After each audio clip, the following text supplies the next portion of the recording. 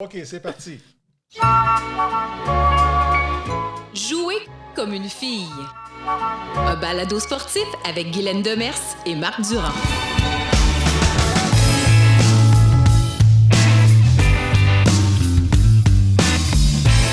Ah, jouer comme une fille.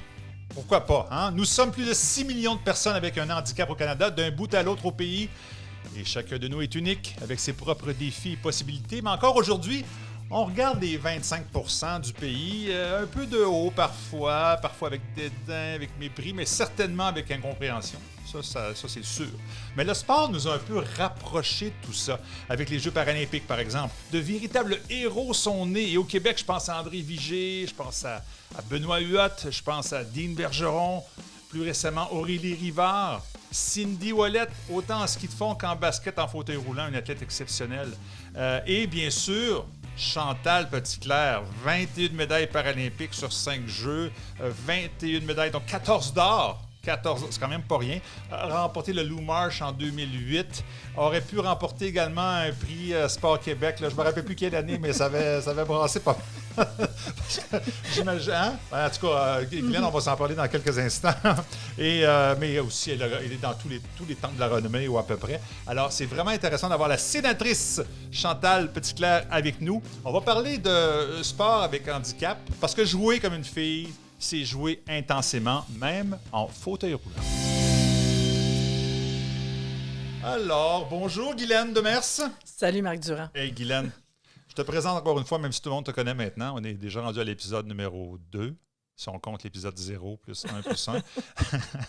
Alors, PhD en sciences de l'activité physique, pédagogie sportive, professeur à l'Université Laval depuis 2001. Ton principal cheval de bataille, c'est d'augmenter le nombre d'entraîneurs féminins au Canada à des postes de direction, également à des postes de direction. Récipiendaire du Trophée Femmes et Sport accordé par le CIO en 2020, présidente des Galaxions et co-directrice du Centre national de recherche sur l'équité entre les genres dans le sport, le centre de recherche E-Alliance. Yes, sir. E-Alliance. Et Alliance, Équité Alliance. C'est beau. C'est beau, hein? Bon, Guylaine, un sujet, pratique sportive quand on a un handicap. Pourquoi ce sujet-là particulier? Bien, en fait, ça fait partie aussi de notre objectif, je pense, avec ce balado-là. Oui. C'est de rendre visible ce qui est peu visible, de permettre une discussion ouverte et de sensibiliser aussi les gens puis de les faire connaître davantage le sport féminin dans toutes ses facettes, incluant donc les athlètes féminines, les entraîneurs féminines qui œuvrent dans le monde du parasport ou qui ont elles-mêmes un handicap. Et je pense qu'on n'en parle pas assez. C'est vraiment un sujet qui est passionnant, mais quand on ne le connaît pas, mais on ne s'y intéresse pas. Fait que je pense que c'est un peu notre cheval de bataille de toutes les facettes du sport féminin et ça en est une facette importante. Et qui de mieux pour nous en parler? Et elle est avec nous. Chantal Petitclerc, bonjour. Bonjour et Hey. Merci de m'accueillir avec vous. Ah mon Dieu, c'est tellement un plaisir partagé.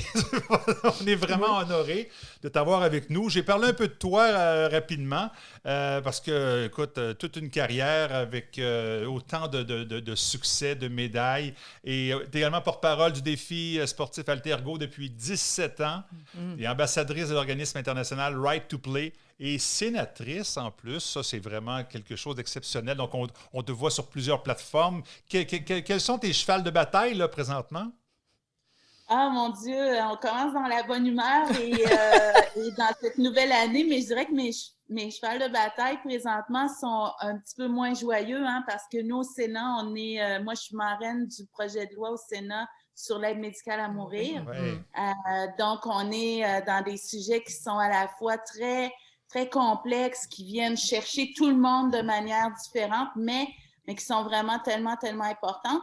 Et je dirais aussi que quand ça va être fait, ça, ou quand on va avoir réussi à passer à travers ce projet de loi-là, une des choses qui est bien importante et qui vient d'une autre athlète féminine, Nancy Greenring, avait proposé ce projet de loi pour limiter la publicité qu'on fait aux enfants, donc la publicité de malbouffe. Oui. Et c'est quelque chose, Nancy Greenring qui a pris sa retraite et c'est quelque chose que moi, je vais continuer. Wow, ben ça, c'est déjà... en tout cas, les projets se poursuivent pour toi, puis tu es une porte-parole extraordinaire. Juste pour parler de toi un petit peu au départ, toi, tu n'es pas né paraplégique. C'est arrivé, tu avais 13 ans, donc tu as vécu avec des jambes, puis tu as vécu après cette pression-là de continuer à vivre, à survivre. Le sport a été important pour toi, j'imagine, après cet accident-là. Absolument, oui. Moi, j'ai eu cet accident à 13 ans, là, un accident de ferme, la porte d'une grange qui est tombée sur moi. Oui. Je suis devenue paraplégique et j'ai eu cette chance incroyable d'avoir... les gens qui connaissent mon histoire savent que je parle toujours de Gaston Jacques, mon professeur d'éducation physique. Il faut savoir que Gaston Jacques... était aussi le grand ami de Sylvie Lavoie, qui était, à l'époque, on appelait ça animatrice à la vie culturelle. Là, je suis sûre que ça s'appelle plus comme ça. Et les deux, en fait, qui étaient de grands amis, m'ont convaincue de commencer à nager quelques mois après mon accident. Et là, aujourd'hui, on dit ça, puis ça a l'air bien normal, tout ça. Puis moi, je regarde les nouveaux accidentés, puis ils reviennent dans une vie régulière très, très rapidement. Mais là, on parle début des années 80, là, c'était l'époque où, quand tu étais handicapé dans une école, ils t'envoyaient à la bibliothèque parce qu'ils ne savaient pas quoi faire avec toi. Ils n'avaient pas cette formation-là, cette ouverture-là. Donc, que Gaston et Sylvie disent non, on va nager 3 jours semaine, ça a été extraordinaire de leur part. Et puis moi, ça m'a fait découvrir, j'allais dire une passion, mais plus que ça, un talent, parce que comme j'étais une petite fille assez tranquille, assez introvertie, je savais pas, moi, que j'étais bonne en sport. Et j'étais pas bonne en sport d'équipe. Donc, j'avais cette espèce d'impression-là que j'avais pas nécessairement ce potentiel et ce talent-là. Donc, je l'ai découvert à cause de mon milieu scolaire, à cause de mon prof d'éducation physique. Et je prends toujours le temps de le dire parce que les enseignants, ils ont tellement cet espace-là pour changer des vies et ça a été le cas pour moi. Actuellement, on se rend compte qu'il y a, je te dirais, l'encadrement des jeunes qui ont un handicap. Là, tu parles du contexte scolaire.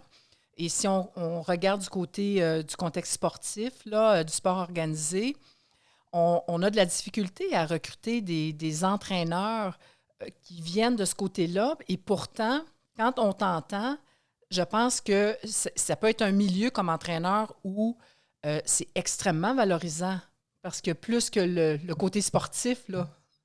Ah, tellement, non, tellement, mais ça, cet aspect-là d'avoir des entraîneurs pour les parasports, pour les para-athlètes, et pas juste au niveau élite, hein, parce que c'est sûr que tout le monde veut entraîner des potentiels de médailles, là. C'est glamour un petit peu, mais il faut que ça se passe à l'école, il faut que ça se passe dans les milieux communautaires aussi. Et déjà, l'accès à des sports organisés quand tu es un jeune en situation de handicap, c'est bien beau, tu vas au défi sportif une semaine ou 2 semaines par année, mais le reste de l'année, tu fais quoi dans ta petite communauté? Moi, j'ai mon petit cousin qui est dans le même village que moi, Saint-Marc-des-Carrières, et puis, tu sais, je veux dire, il n'y en a pas d'équipe de basket, tout ça. Donc, ça, c'est tout un défi. Et les entraîneurs pour les athlètes en parasport, ça, c'est un autre défi aussi. Et je pense qu'il faut le faire aussi à 2 niveaux. Il faut avoir des entraîneurs qui vont se spécialiser en parasport, mais il faut aussi avoir des entraîneurs. La natation, c'est un excellent exemple. Là, il n'y a rien de plus inclusif que la natation. Tout le monde est dans une piscine, tu n'as pas besoin d'équipement spécialisé. Non. Et un entraîneur dans une polyvalente, dans une école primaire, au cégep, comme ça a été mon cas, hein, quand je suis arrivée au cégep, le club de natation a dit « Ah ben oui, viens nager avec nous ». Et des fois, il y a comme un peu, ils ont peur ou ils se disent, tu sais, et la plupart du temps, là, c'est même pas si compliqué que ça. Tu sais, il faut juste avoir une certaine ouverture d'esprit, poser des questions. Et donc, oui, des entraîneurs qui se spécialisent en parasport, mais aussi des équipes régulières qui ouvrent leurs portes à des athlètes avec handicap dans leurs équipes scolaires. Et ça fait tellement toute une différence, là. Je pense qu'on a du travail à faire de ce côté-là. Convaincre des entraîneurs, oui, effectivement. Moi, Guylaine et Chantal, j'ai un préjugé. Mettons que le sexisme, là, je le vois moins en sport paralympique. Je me trompe, Chantal? Est-ce que c'est aussi un enjeu? je pense que mais c'est une bonne question parce que c'est aussi un enjeu de mon expérience personnelle. Oui. C'est peut-être moins visible parce que il y a comme une équation, hein. Tu sais, des fois, les gens vont un petit peu idéaliser le sport paralympique. Tu sais, ils vont dire, les athlètes sont moins des petites vedettes, mais souvent, il y a moins de doping, mais je veux dire, tu sais, être en situation de handicap, t'es pas ni mieux ni pire que personne, mais il y a moins d'argent au niveau paralympique. Et t'enlèves de l'argent et des fois, t'enlèves aussi certaines situations comme justement des athlètes qui sont trop des vedettes ou qui se pensent trop des vedettes, comme aussi le doping, il y en a moins en milieu parasport, mais parce que tu sais aussi, il y a moins d'argent. Moins d'argent, mais c'est comme dans tous les sports. Moyens, c'est ça. Ben, dans bien des sports, c'est ça aussi. Il y a moins de dopage dans certains sports amateurs parce qu'il y a moins d'argent à faire. Donc, il y a moins d'intérêt. C'est ça. Effectivement. Non, absolument. Puis au niveau du sexisme, là, je me disais que je pense qu'on pourrait avoir cette impression-là. Mais moi, je me rappelle, et c'est toujours la mesure de comment je me dis que les choses évoluent ou n'évoluent pas. Tu vas être aux Olympiques ou aux Paralympiques, les Jeux se terminent et par exemple, le 100 mètres. Hein, on sait que le 100 mètres, c'est l'épreuve reine là, et c'est tout le monde sait c'est qui les gagnants du 100 mètres. Et je me dis toujours que Paralympique ou Olympique, on aura vaincu cette espèce de sexisme-là quand on va dire à quelqu'un, on va demander à Marc Durand, journaliste, « Hey, c'est qui a gagné le 100 mètres au para? » Chantal Petitclerc. Oui. Mais souvent, la première réponse va être le gars, tu sais, ou va être Usain Bolt. Et tu sais, qui a gagné Wimbledon? On va dire, c'est Federer, c'est... Et c'est spontané. Ça veut dire que notre référence est toujours masculine. La référence de base reste masculine. Et ça, c'est encore vrai, je pense, dans le sport. Mais je dois dire qu'en paralympisme, peut-être qu'on le voit un petit peu moins. Mais en même temps, moi, je le vois avec les entraîneurs. Moi, je l'ai vécu comme entraîneur aussi, cette espèce de sexisme-là, où j'arrivais comme entraîneur, tu sais, très, très humble, là, quand j'ai travaillé avec les Anglais ou même avec le Canada. Et peu importe le nombre de médailles que tu as gagnées comme femme, comme paralympienne, des fois, les gens vont aller poser une question à un athlète masculin qui n'a pas fait la moitié de ce que tu as fait. Mais ça, je l'ai vu pas juste avec moi, avec plein de monde, tu sais, avec plein d'athlètes féminins, tu sais, les athlètes, les filles, les gars vont demander conseil à quelqu'un qui a moins fait que l'athlète féminine qui a tellement été une championne. Et ça, je me dis, c'est un signe de quelque chose. Tu sais, c'est symptomatique d'un certain sexisme qui existe sur le terrain. Donc, c'est pas toujours de dire « Ah, les prix sont égaux, les médailles sont pareilles ». Au Québec, par exemple, je trouve que les femmes, au niveau olympique et paralympique, et là, je ne parle pas de sport professionnel, mais au niveau de sport amateur, les filles ont quand même une belle couverture médiatique parce qu'on est bonne aussi puis on performe. Oui. Mais, tu sais, si on enlève le hockey, si on enlève tout ça, tu sais, on connaît nos athlètes féminines quand même beaucoup. Mais je pense que le sexisme, il se passe ailleurs, il se passe dans la perception, il se passe aussi dans le choix des coachs de dire OK, aujourd'hui, c'est la finale des gars, tout ça, c'est important. T'sais, moi, ça, je l'ai vécu à l'intérieur d'une équipe. Qu'est-ce qui se passe aujourd'hui? Où est-ce qu'on envoie nos massos? Où est-ce qu'on envoie nos équipes? Ben non! Hey, moi, je suis sur le cul, là. Tu dis ce mot-là? Ah oui, tu peux. Pour vrai? Non, moi, je pense que c'est pas noir et blanc, là, non, mais il y a un petit peu de ça. Ah, oui. Un peu de ça. T'sais, dans les meetings le matin, OK, qu'est-ce qui se passe aujourd'hui? Ben, moi, bon, ça fait quand même 10 ans que j'ai pris ma retraite, là, donc je ne veux pas m'avancer. Ouais. Mais en fait, ce que je veux dire surtout, c'est qu'il ne faut pas penser que tout est réglé.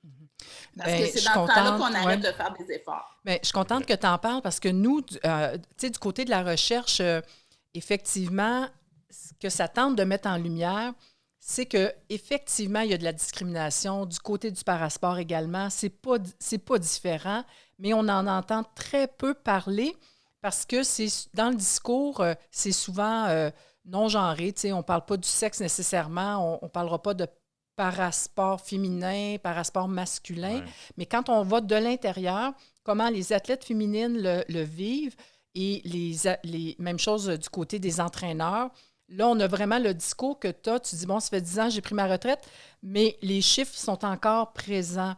Et pour moi, une des pistes, entre autres, une des pistes ou une des preuves, plutôt, c'est que récemment, il y a un institut national de sport qui m'a contacté pour que je fasse un projet de recherche pour savoir comment attirer plus d'athlètes féminines en parasport. Et puis vraiment, la question, en fait, c'est on met souvent ça sur le dos des filles ou des femmes elles-mêmes. Tu sais, le blame it on the woman, là, il est très présent. Donc, c'est parce que la fille n'est pas intéressée, parce qu'on trouve toujours des excuses par rapport à la fille qui a un handicap. Puis c'est la même chose du côté du sport sans handicap. Mais de dire, bien, nous, comme système, qu'est-ce qu'on peut faire pour attirer plus de filles en parasport? Puis ça, j'aurais le goût de t'entendre là-dessus. Toi, comment tu, actuellement, là? Ouais. Mais je pense que il y a plusieurs défis en parasport. Hein? Il y a des défis aussi. Et là, mes stats sont peut-être plus bonnes, mais je sais que moi, quand j'ai commencé, il y avait beaucoup plus d'accidentés masculins que féminins. Tu sais, on parle des accidents de voiture, accidents de moto. Mais c'est peut-être plus vrai. Donc, le bassin de potentiels paralympiens était quand même un peu disproportionné, là, hommes-femmes. Donc, mais ça, encore une fois, il faut vérifier, mais il y avait ça, mais on pourrait penser que c'est encore le cas. Mais en fait, c'est très... Je ne saurais pas comment faire. C'est ça ma réponse, pas le fun, parce que il faudrait d'une part identifier pourquoi les filles sont moins intéressées dans le parasport, si c'est le cas. Si on se dit, est-ce que c'est parce qu'ils ne connaissent pas ça, qu'elles ne connaissent pas ça, est-ce qu'elles ne savent pas où s'adresser? C'est pas simple, hein? Et ce qui est très, très difficile aussi au niveau parasport, c'est comment aller chercher les individus qui peut-être ne savent pas ce qui s'offre à eux. Et c'est vrai que quand tu viens, si par exemple tu as un accident ou un handicap qui te limite d'une façon ou d'une autre physiquement, c'est difficile d'être au courant. Tu sais, moi, je suis allée chercher ça. J'ai cherché où je pouvais faire du sport, qui en faisait, quelle sorte de sport. Donc, je suis allée. Mais un des défis, par exemple, c'est les enfants en situation de handicap. Tu sais, sont où? Est-ce qu'on est capable de les contacter? Est-ce qu'on est capable même juste de leur envoyer des adresses? Ben non, parce que là, il y a la protection des listes des étudiants. Donc, c'est pas facile. Tu sais, il y a beaucoup. Et là, tu as des endroits où si tu es tout seul en situation de handicap, c'est moins évident. Mais ça, c'est hommes et femmes. Donc, pourquoi les femmes sont moins intéressées? En fait, il faudrait voir aussi, est-ce qu'elles le sont moins par rapport aux athlètes féminines sans handicap, ou est-ce que c'est le même ratio, mais dans une population qui est plus petite? Et là, c'est là qu'on verrait s'il y a un vrai problème. Ou s'il y a, tu sais, je veux dire, si c'est le même problème para et non para, bon, ça, c'est une chose, mais ça ne m'étonnerait pas que ce soit encore plus chez les femmes. Est-ce que je peux te le confirmer, c'est plus. Ah oui, hein? Mais en fait, ce qu'on se rend compte, c'est que la distinction, qu'est-ce qui fait? C'est sûr qu'aujourd'hui encore, l'abandon de la pratique sportive est plus important du côté des filles que des garçons. Il va y avoir une fille sur 3 qui va lâcher pour un gars sur 10. Fait que c'est vraiment important. Mais ce qu'on se rend compte, en fait, du côté parasport, c'est que les filles qui font plus de sport maintenant, qui ont commencé, on parlait tantôt des sœurs Dufour-Lapointe. Oui. Bon, mais quand tu viens au monde dans une famille qui est très sportive et qui t'initie très rapidement, ça fait partie de ton identité, de ta culture et tu continues en sport. Oui. Mais ce qui arrive maintenant du côté du sport féminin, pour les filles qui viennent au monde dans une famille qu'on va caler sportive, qu'on va identifier comme sportive, on en voit beaucoup moins du côté parent.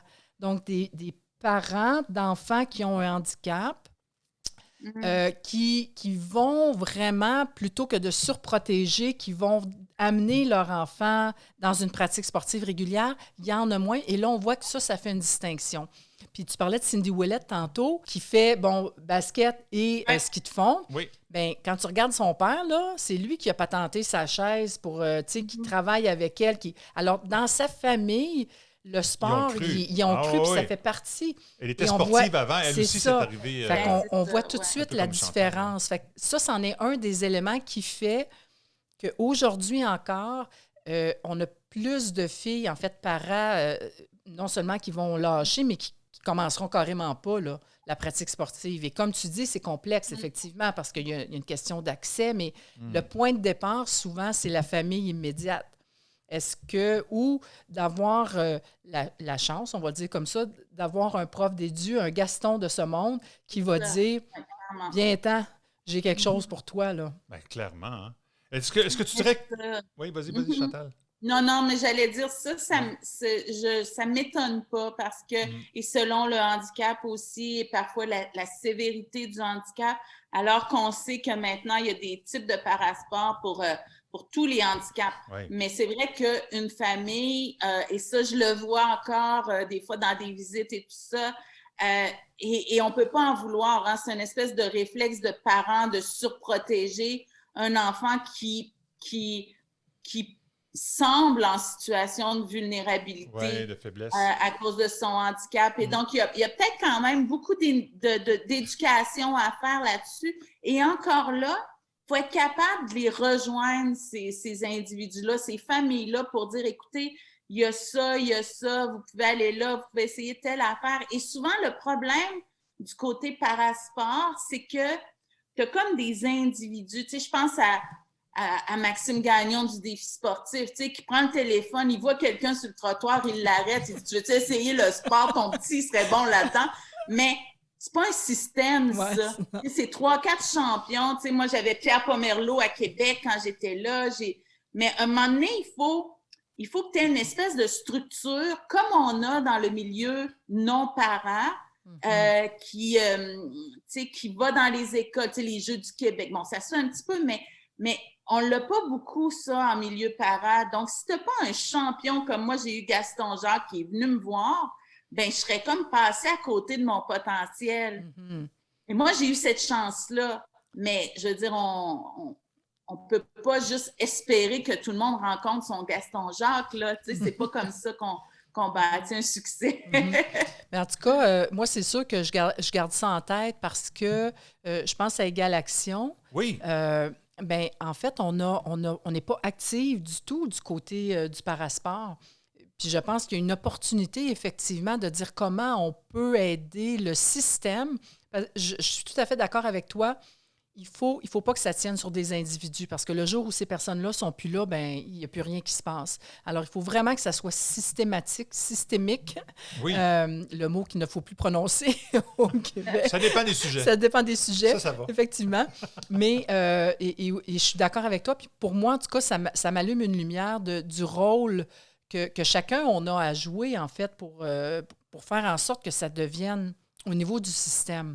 Un exemple, Guylaine, de tout ça, c'est Dominique Larocque. Oui. Dominique Larocque, qui, lui, a remporté des médailles paralympiques, mais lui, c'est un handicapé de la guerre. Et puis, le programme militaire fait en sorte qu'on les incite à pratiquer des sports après leur blessure grave. Et puis, lui a vu les Jeux de Vancouver comme spectateur, mais payé pour être présent, puis il a vu le hockey luge, puis aujourd'hui, il est gardien de but pour l'équipe. Ah oui. Alors, c'est un bon exemple, comme quoi, des fois, il faut aller les chercher, les prendre par la main. Absolument. Absolument. Bon, exactement. Et là, ça va m'amener sur un autre, parce que, bon, tu as parlé de Gaston, puis j'aimerais ça, donc, t'amener, parce que pour moi, c'est certainement mon plus grand cheval de bataille, c'est les coachs féminins.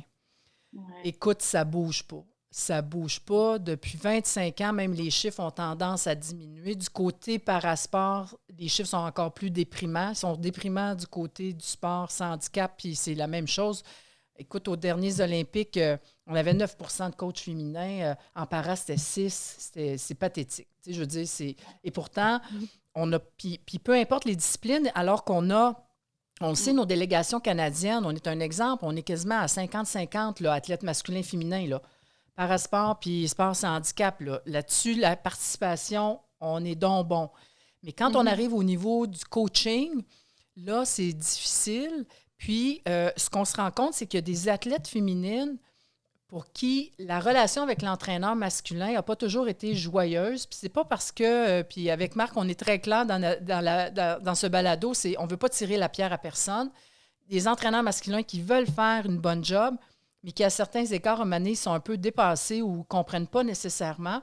Puis je sais que dans ton cas, il y a eu justement cette... Je ne veux pas l'appeler dualité, mais disons, différence dans la façon d'approcher l'entraînement.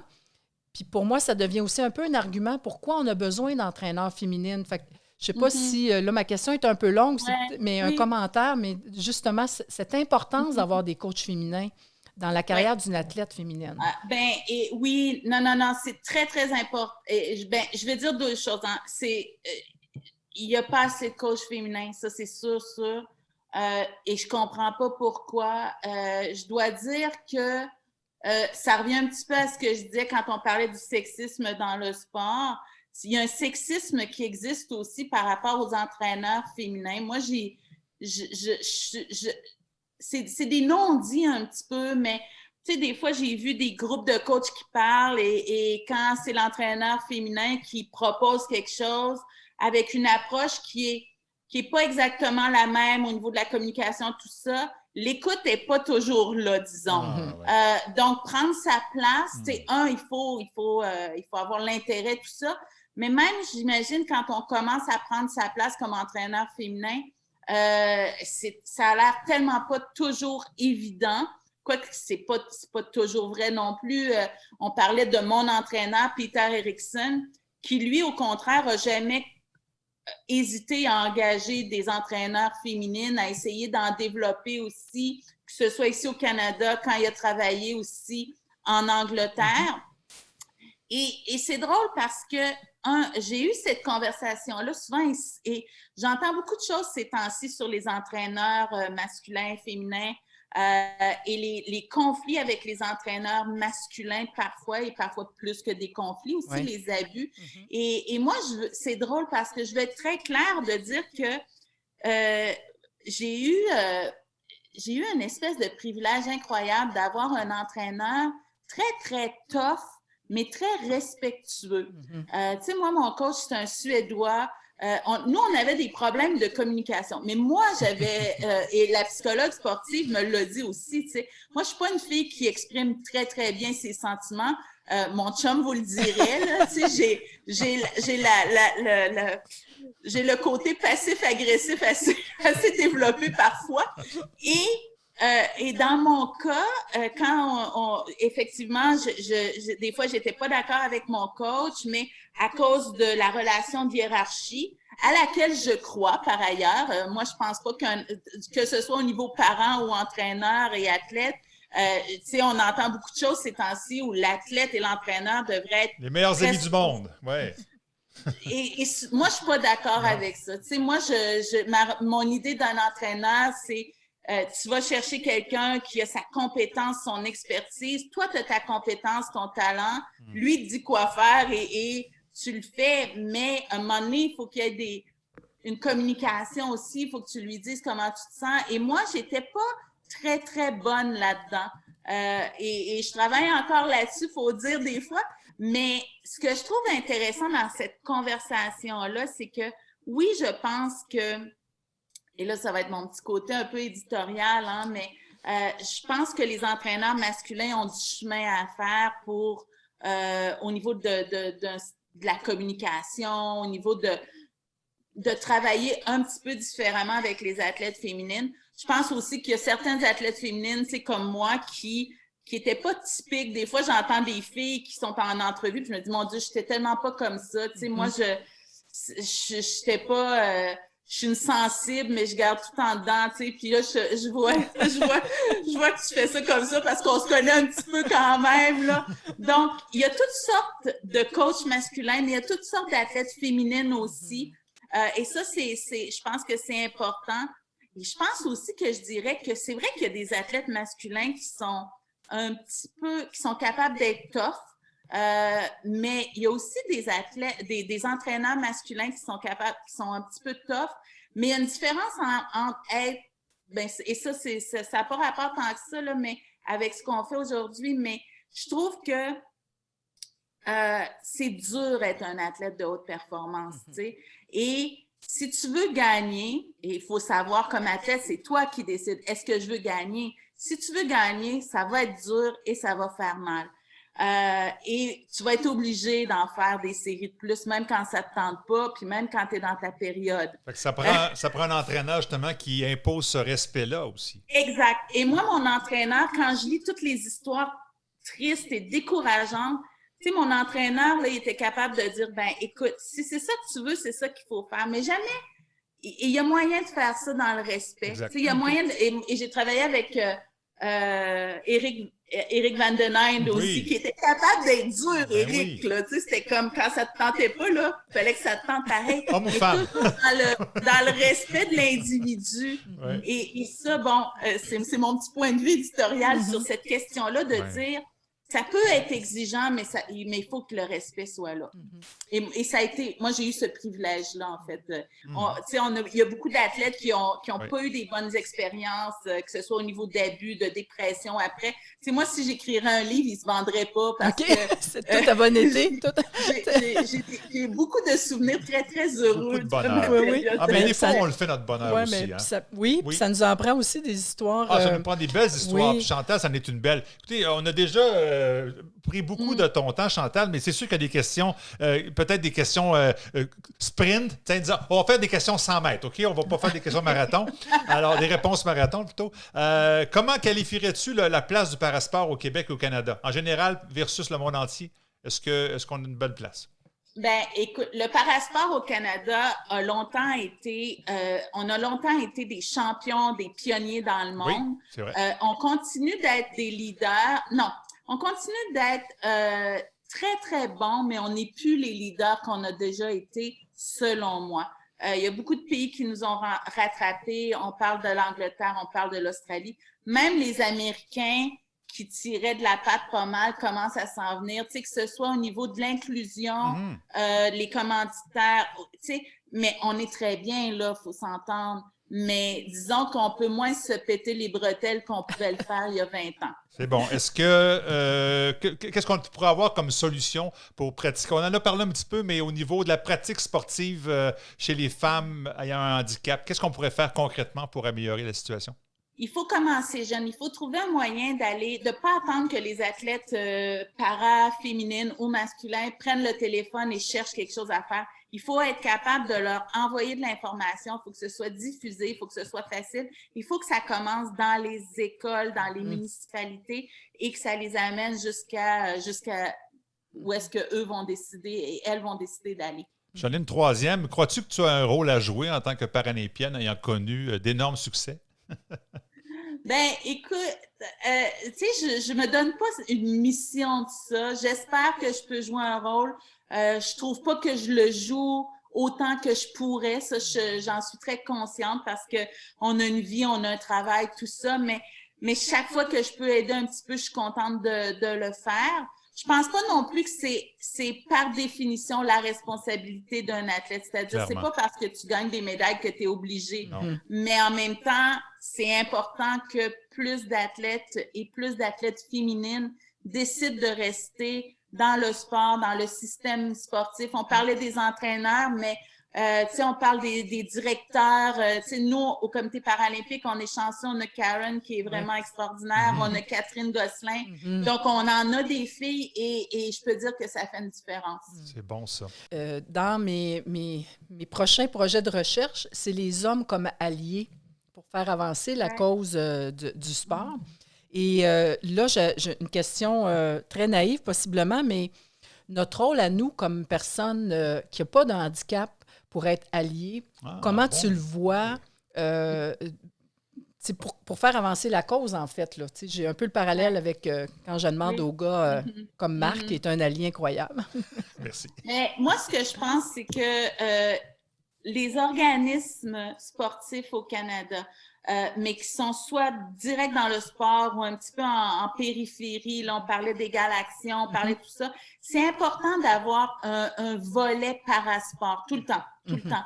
Et c'est important, la ministre Qualtrough dit tout le temps, rien, c'est en anglais, là, fait que je vais le martyriser un petit peu, mais rien à propos de nous sans nous. Donc, je dis pas qu'il faut toujours que ce soit une personne en situation de handicap qui s'occupe des autres personnes. C'est pas ça que je dis, mais il faut au moins qu'il y ait un minimum de personnes, de para-athlètes qui soient impliqués. Il devrait en avoir dans tous les organismes, juste pour que cette voix-là soit entendue, soit à la table tout le temps. Et ça, on a encore du chemin à faire. Puis je pense que ça clôt vraiment très bien parce qu'en fait, ce que j'entends, puis ce que... Tu sais, moi, chaque jour, j'apprends, puis c'est merveilleux, mais tu sais, le combat que je fais pour que la voix des femmes soit autour des tables, bien, il faut que j'aie la même habitude.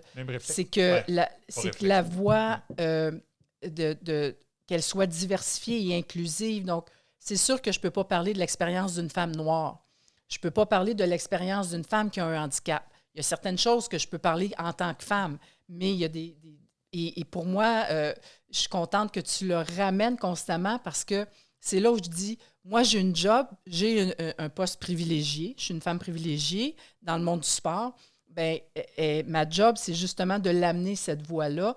Puis je te remercie. Moi, je prends des notes après chaque balado, d'ailleurs. Je ne suis pas aveugle de prendre ma retraite. C'est bon, hein? En fait, il faudrait que je gagne à l'auto. Puis là, je ferais juste ça.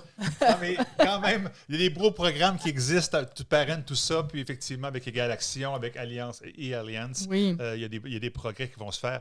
Chantal, c'est toujours un plaisir.